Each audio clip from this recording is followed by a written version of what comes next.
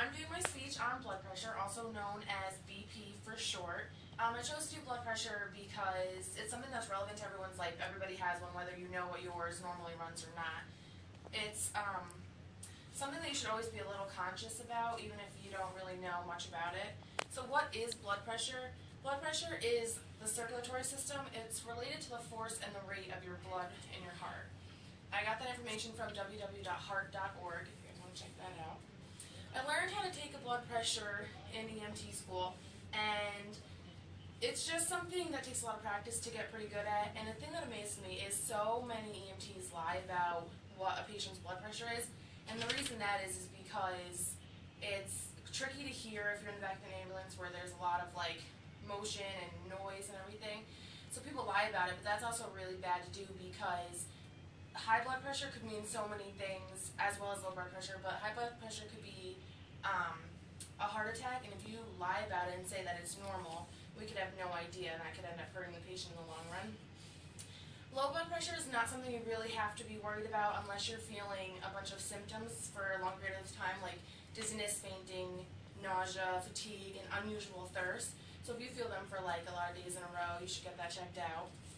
High blood pressure is bad because it makes the heart have to work normal or harder than it normally would.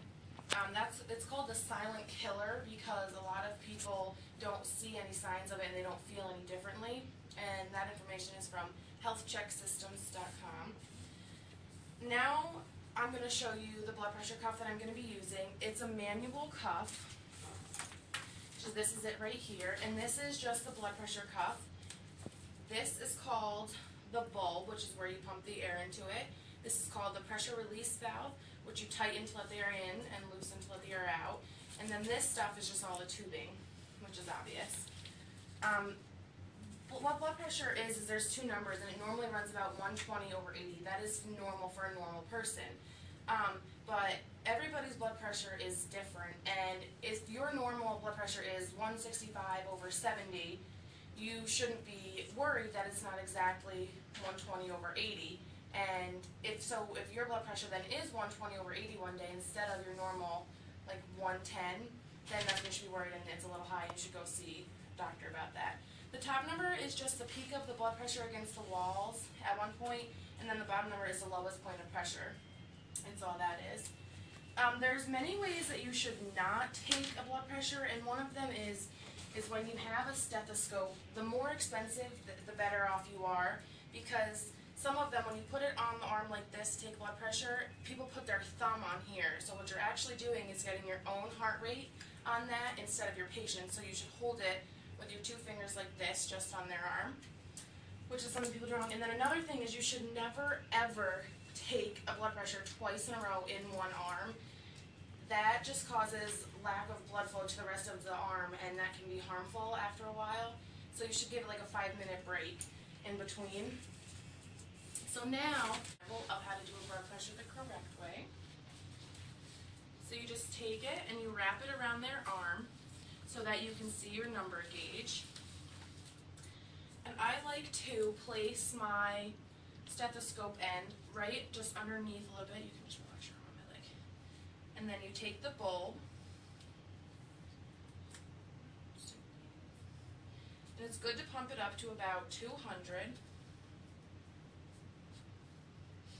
Make sure your valve is tight, so I'm going to pump it all the way up to 200. You want to listen for when our heartbeat stops, and then slowly release the valve.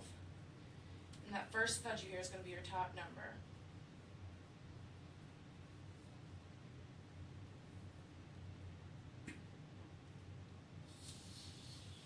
And that bottom number that you hear, that last number is going to be the bottom number, which on her bottom number was 64, the top was 114. So because she's active and she's littler, that makes for a lower blood pressure than somebody who is couch potato. So in conclusion to my speech, just means that, keep an eye on your blood pressure every once in a while, get it checked out. If you have low or high blood pressure, there's medicines that can treat that, so you don't have to worry about it. Not a lot of people know about blood pressure, but it's something that you should always have just in the back of your mind and keep some interesting knowledge about. And I hope everyone learned a lot about blood pressure.